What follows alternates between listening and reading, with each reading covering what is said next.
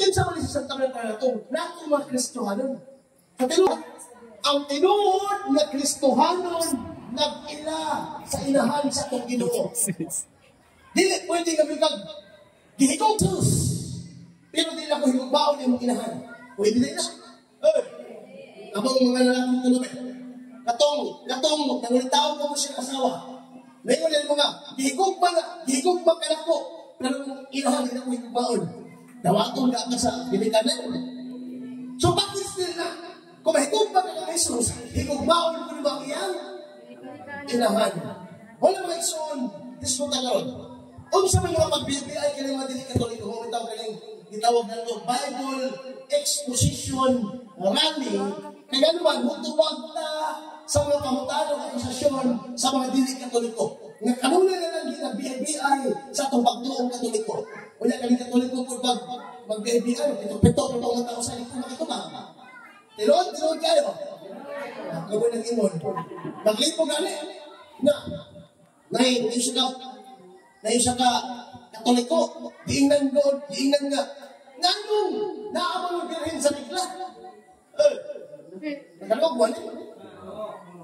BBI mo sa mga Katoliko na, sakay ka Piertres sa Cebu.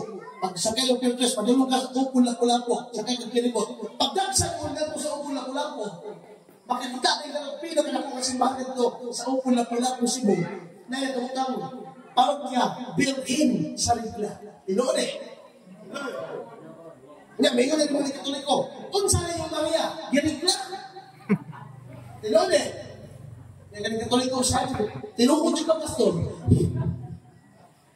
So, tinukod yung kasulti, kini mga dili Katoliko, pag dili na nauto ng doktrina sa Katoliko, dili ni kakabig ng Katoliko.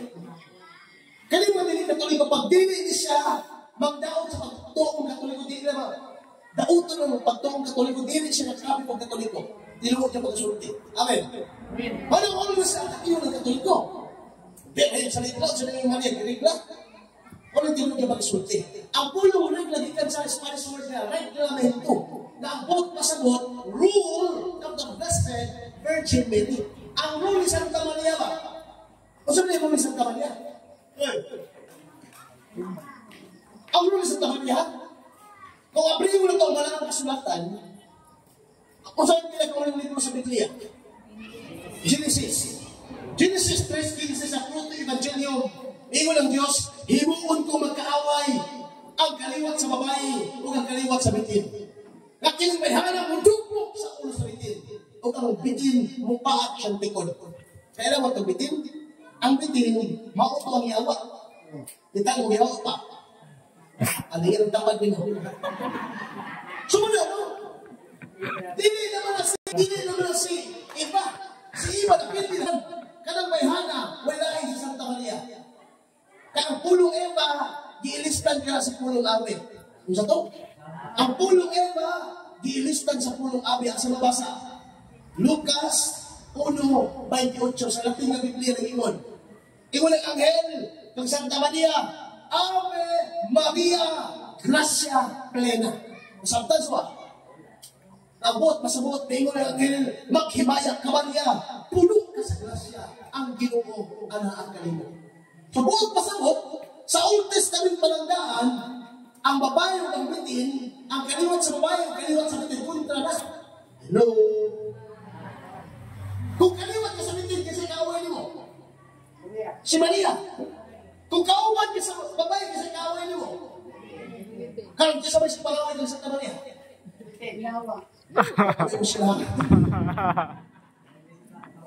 Kapit ang logic panindigod, correct thinking and reasoning. Karon, ang unang libro sa Biblia, Genesis, kontra ang babae ng bitin. Pamutan na, unsa may last book sa Biblia. Kung sa'yo kalitan Katoliko, pitong-pitong, unsa ganito. Ang problemang pinagayan. Ang first book sa Bible, Genesis, kontra ang babae ng bitin. Karon, sa last book sa Bible, ang yawa o ang babae kontra ng Apol. Asa mabasa? Pinadayan. 12:17. Atong masahon ang malaang kasulatan. Ito ibabasa. Pinadayan 12:17. Sige raw. Busi di City, pinaptik. Basa. Okay, basa. Oh, okay.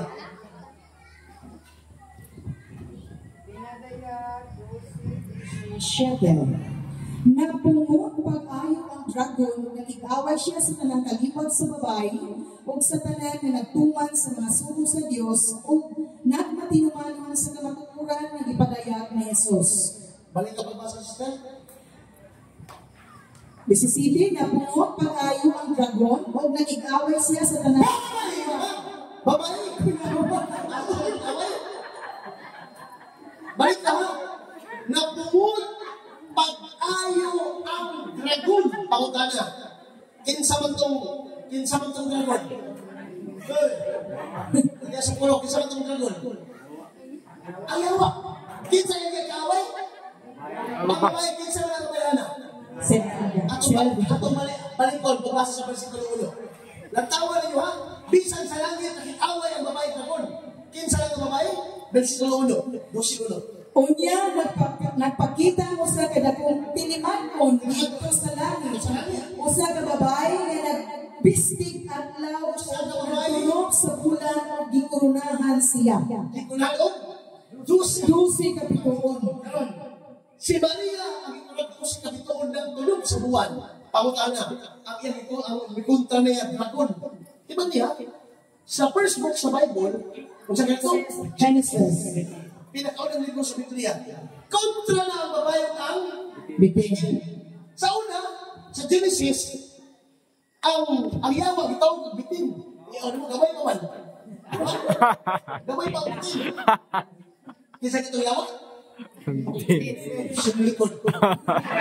Ang yawa, bitin pa sa Old Testament. Pag-abot sa Revelation, dragon. Kabantay ka, ang yawa yun, kontrahan niya ang babae. Kalau kapakutan na. Kasi Maria man, ang babae niya, ang hisutan. Kung kontra ka ni Maria, ay ginagawa ni Kristo. Malikot ko ha? Si Kristo, iyang kauban si Maria. Tinoon eh. Ay, lisod ko, inahan ko niya si Maria. Kung anak ko na si Jesus, kauban nila sila. Dili mo pwede nga si Kristo kauban sa yawa. Tinoon eh. Dili mo pwede nga ang yawa, kauban ni Maria, kontra na sila. Bukod pasunod kayo duwa ka kaliwatan, nga naiwan ng Diyos, himuon kong magkaaway ang duwa ka kaliwatan, kaliwat sa babae, kaliwat sa bitin. Ikaw babae, munugbok sa ulo sa bitin. Kasi ang dugbokon, bitin nga mo ang yawa. O ang yawa, o paak sa likod. Bukod pasunod ang babae, bitin kontra ng daan. Karon, kung ikaw kontra ni Santa Maria, kung ikaw batok ng Santa Maria, kung ikaw allergy ni Santa Maria, kaya kaumali mo. Ang yawa. Amen. O, kinuha niya mag-isulti. Karon, kung ba't nagkabantay ka? Karang di pangyawaan ba? Isa may pangyawaan na talaga.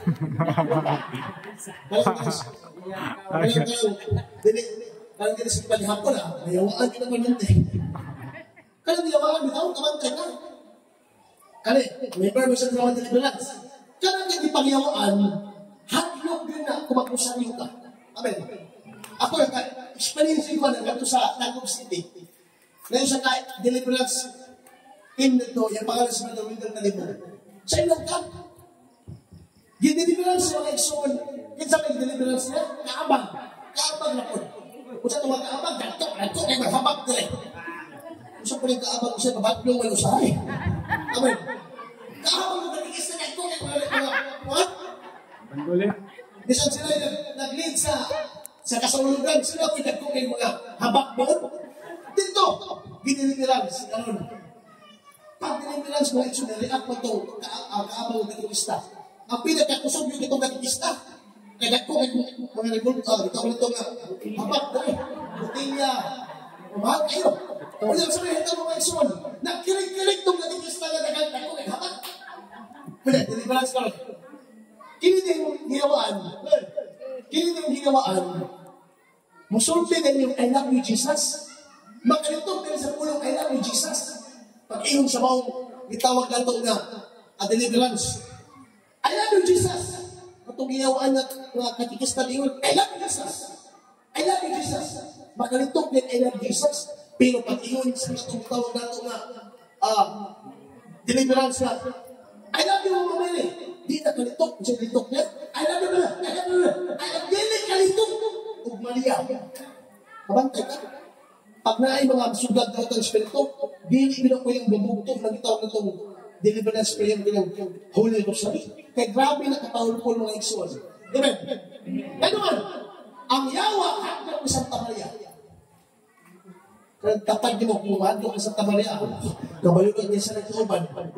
Amen? Wala yung klaro. Klaro na hindi mo sa maraming kasulatan. Dagan pa sila ang mga atake ng Santa Maria. Alam mo, hindi Katoliko, makikita na sa nito itong mga men, Jesus name. Wala na. Mayroon. Palayo pa, in Jesus name. Pero may konti yung mga men, nilayo, sila may nilayo. Wala mo, pagpinutan nila mga iksuon. O, imingon pa sila. Di, pinuto ko kasi Maria, white line anak. Masangilan pala si Maria, nagagulong anak. Kapantay ka naman di Katoliko. Magpasabasa ang versikulo sa Biblia din sa Pton. Ingon sa San Pablo sa Ikalawang Korinto 1:13. Wala may laing maslat kaninyo, kundi ang mabasa o masabot. Kung saan daw, nababasa, basahon mo niya sa Pton. Kaya mga diling na yung basa-basa mo sa sabot. Ano yung problema sa akin? Amen. Mabalagay sa talita, nagbalagay na niliwin rin, kasi basa-basa yung problema sa sabot. Mag-ilong pa maganda sa bimbro sa akin. Ginoon eh. Praison! Ngayon sila, kung sa gamitin ng versikulo sa mga Katoliko, ilang iprogadili mo ito mga si Maria, wala anak.